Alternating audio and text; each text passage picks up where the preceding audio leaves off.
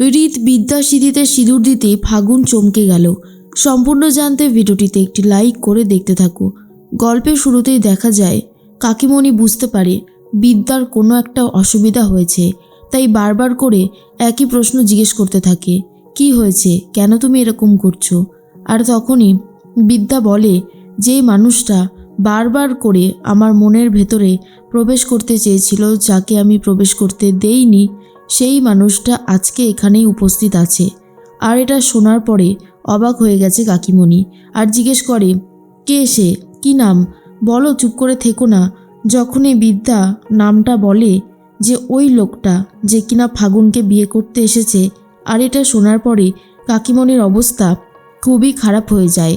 কাকিমণি বুঝতে পারে না বিদ্যাকে আর কি বলবে, আর বলে, কি বলছোটা কি? ওই মানুষটা যে কিনা বিয়ে করতে এসেছে ফাগুনকে, মানে রাজরীতের কথা বলছো তুমি? এরপরেই তখনই বিদ্যা বলে, ওনার নাম রাজরীত। তখনই কাকিমণি বলে, তুমি নামটাও জানো না? তুমি কি বলছো বলো তো বিদ্যা? মানে আমাদের ফাগুনকে যে বিয়ে করতে এসেছে, এই রিত বলে ছেলেটি যাকে ভালোবাসতো, সে হলো তুমি। ও যে মেয়েটাকে বারবার ভালোবাসার কথা বলেছিল, যার জন্য ফাগুনকে অস্বীকার করেছিল, সেটা আর কেউ নও, সেটা তুমি। তুমি বুঝতে পারছো বিদ্যা তুমি কি বলতে চলেছ? তখনই বিদ্যা বলে, চুপ করো কাকিমণি, এখানে এসব কথা আলোচনা না করাই ভালো। কেউ যেন গুণাক্ষরেও জানতে না পারে যে যেই মেয়েটাকে ও ভালোবাসতো সে হলাম আমি। না না, কেউ যেন জানতে না পারে। আজ তো এই বিয়ের মণ্ডপে অনেক হই হুল্লোড়, নাচ গান হবে, কেউ কিচ্ছু জানতে পারবে না। এর মধ্যেই রাজরীতকে তো বসানো হয়েছে। ঠিক সেই মুহূর্তেই দেখা যায় ফাগুনের বোনেরা ঠিক করেছে জামাইবাবুর জুতো সরাবে, আর তারপরেই জামাইবাবুর কাছ থেকে টাকা আদায় করবে। ঠিক সেই মুহূর্তেই চলে গেছে বিদ্যা, আর বলে, টাকা তো দিতেই হবে, আমাদের হবু জামাই এত বড়লোক ঘরের ছেলে, আর সে টাকা দেবে না, সেটা তো হতে পারে না, তাই না? আজকে ফাগুনের সাথে ওর বিয়ে হবে, জুতো চুরি হবে, আর জুতো ফেরাতে হলে 50,000 টাকাও দিতে হবে। এরপর হঠাৎ করে লক্ষ্য করে রাজরীত যে তার পায়ের জুতোটা নেই। জুতোটা কোথায় চলে গেল, এটা নিয়ে রীতিমতো কথা বলতে থাকে। তখনই রীতের বোনেরা বলে, যা, আমাদের দাদার জুতো চুরি করে নিল, আর আমরা কিচ্ছু করতে পারলাম না। না না, এটা কিন্তু বেশ অন্যায় হলো। অন্যদিকে দেখা যায় যে কথা বলতে থাকে রাজদেব চ্যাটার্জি প্রফেসর বিবির সাথে, আর বলে, প্রফেসর বিবি, আপনি কে এই পরিবারের? তখনই প্রফেসর বিবি বলে, আমার সাথে যাই পরিচয় থাকুক না কেন, আপনার আর আমার তো একটাই সম্পর্ক। আমি হলাম প্রফেসর বিবি, আর আপনি হলেন কলেজের মালিক রাজদেব চ্যাটার্জি। ঠিক সেই মুহূর্তেই চলে এসেছে ত্রিধা, আর বলে, তুমি কে বলো তো মা? তখন তোমার বাবা বলল তোমার মাকে ডেকে নিয়ে আসতে। তার মানে তুমি কাশ্যপবাবুরই আর এক মেয়ে? বিদ্যা বলে, আমি যেই হই না কেন, আজকের বিয়েটা ভালোই ভালোই হয়ে যাক, ফাগুন আপনাদের বাড়ির বউ হিসেবে যাক, এটাই তো আপনারা চান, ব্যাস তাহলেই হলো। এরপরেই রাজদেব চ্যাটার্জি বলে, শোনো, তোমাকে আমি কিন্তু জাস্ট সহ্য করতে পারছি না এই বিয়ে বাড়িতে। তখনই বিদ্যা বলে, আমরা তো অনেক কিছুই সহ্য করে উঠতে পারি না, তবে সেই জন্য কি আর কিছু আটকায়? আটকায় না তো। চুপচাপ এসেছেন, বিয়েটা দেখুন, ফাগুনকে আপনাদের বাড়ির লক্ষ্মী করে নিয়ে যান, ব্যাস মিটে গেল, আর কোনো ঝামেলা থাকবে না। কিন্তু আপনি যদি এরকম বেশি বাড়াবাড়ি করেন না, তাহলেও কিন্তু আমি বাড়াবাড়ি করতেও একদম পিছুপা হব না। রাজদেব চ্যাটার্জিকে ভয় দেখাতে থাকে একেবারে বিদ্যা। এর মধ্যেই বরকে দেখে বারবার করে বিদ্যা ভাবে রাজরীতের বলা পুরনো কথাগুলো।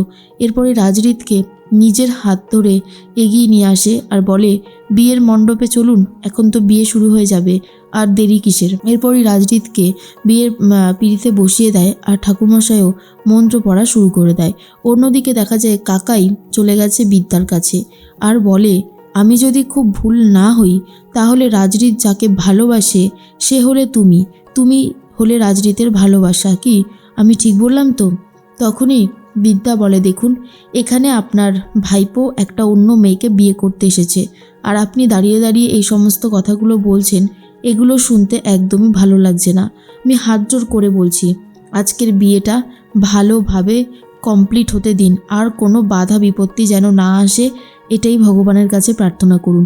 কিন্তু কাকাই বুঝতে পারে রাজরীত এইভাবে শান্ত হবে না, ও ঠিক কোনো না কোনো একটা গণ্ডগোল ঘটাবেই, আর সেই জন্যই হয়তো অপেক্ষা করছে। কিন্তু প্রফেসর বিদ্যা একটা কথাই জানে, আজ এই মণ্ডপে ফাগুনের সাথেই রীতির বিয়েটা হবে আর তোরসাকে মা বলার পারমিশন পাবে বিদ্যা, এটুকুই সে চায়।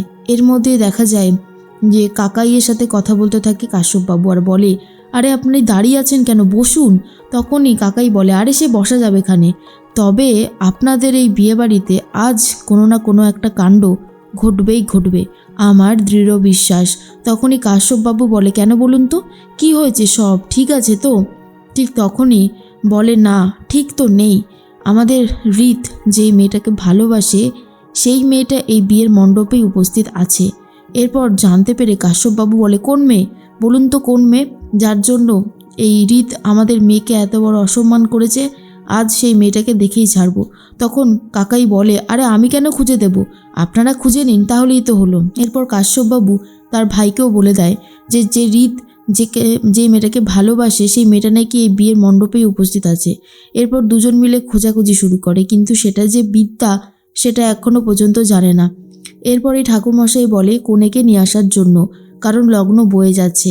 কিন্তু রাজরীত শুধুমাত্র তাকিয়ে আছে বিদ্যার দিকে, কারণ সে ভালো মতনই জানে সে যদি আজকে কাউকে বিয়ে করে সিঁদুর পরিয়ে, তাহলে বিদ্যাকে করবে, অন্য কাউকে নয়। এর মধ্যেই তখন সবাই মিলে বিয়ের মণ্ডপে বিয়ে দেখতে ব্যস্ত। এদিকে বিদ্যা আড়ালে আবডালে চোখের জল ফেলতে থাকে আর ভাবতে থাকে পুরনো কথাগুলো। এরপরেই ফাগুনকে নিয়ে আসা হয়। ফাগুনের সাথে রীতের শুভদৃষ্টি হবে, কিন্তু অনেক আগেই রাজরীত তার প্রিয় মানুষটির সাথে শুভদৃষ্টি সেরে ফেলেছে। রাজদেব চ্যাটার্জি বিদ্যাকে জিজ্ঞেস করে, এই তুমি কি আমার ছেলেকে চেনো? এভাবে চুপ করে থাকলে কিন্তু হবে না, উত্তর দাও, তুমি কি আমার ছেলেকে চেনো? ঠিক সেই মুহূর্তেই বিদ্যা তখন বলে, কেন, আপনার ছেলেকে চিনি বা না চিনি তাতে আপনার অসুবিধাটা কোথায়? রাজদেব চ্যাটার্জি বলে, তুমি অবশ্যই ওকে চেনো, তুমি ওকে চেনো বলেই যখন তুমি বরণডালা নিয়ে এসে বাইরে ওকে দেখলে চমকে গেলে। তুমি কি ভেবেছো আমি লক্ষ্য করিনি? আমি খুব ভালোভাবে লক্ষ্য করেছি। বিদ্যা বলে, তাতে কি যায় আসে, দেখুন বিয়েটা দেখতে এসেছেন, চুপচাপ বিয়ে দেখুন, এসব আউফাউ কথা বলবেন না। এরপরই রাজরীত দেখা যায় শুভদৃষ্টি সেরে নেয় বিদ্যার সাথে আর বলে, ঠাকুরমশাই শুভদৃষ্টি হয়ে গেছে, আপনি চিন্তা করবেন না। এরপরই 7 পাকে ঘোরার সময় আসলে রাজরীত ফাগুনের সাথে দুপাক ঘুরতে না ঘুরতেই বন্ধ করে দেয় ঘোরা আর বলে, দাঁড়ান, আমার একটা কাজ আছে, আমার আর এসব ভালো লাগছে না। এই বলেই নিজে নিজেই বিদ্যাকে সিঁদুর পরাবে বলে ঠিক করে, আর সেই জন্য ধামার মধ্যে সিঁদুরটা নিজেই ঢেলে নেয়। আর তারপর সেই সিঁদুরটা নিয়ে এগিয়ে যায় বিদ্যার দিকে, আর বিদ্যার দিকে এগিয়ে যেতেই বিদ্যার সিঁথিতে সিঁদুরটা পরিয়ে দেয়। আর এটা দেখার পর ফাগুন চমকে যায় আর বিশ্বাসই করে উঠতে পারে না যে এই মণ্ডপটা তার বিয়ের জন্য সাজানো হয়েছিল, সেই বিয়ের মণ্ডপে বিদ্যার বিয়ে হয়েছে, তাও আবার রাজরীতের সাথে। আর এটা দেখার পর বাড়ির প্রত্যেকের অবস্থাই রীতিমতো অবস্থা খারাপ হয়ে গেছে, আর বিদ্যা জাস্ট ভাবতেই পারে না এটা কি হয়ে গেল।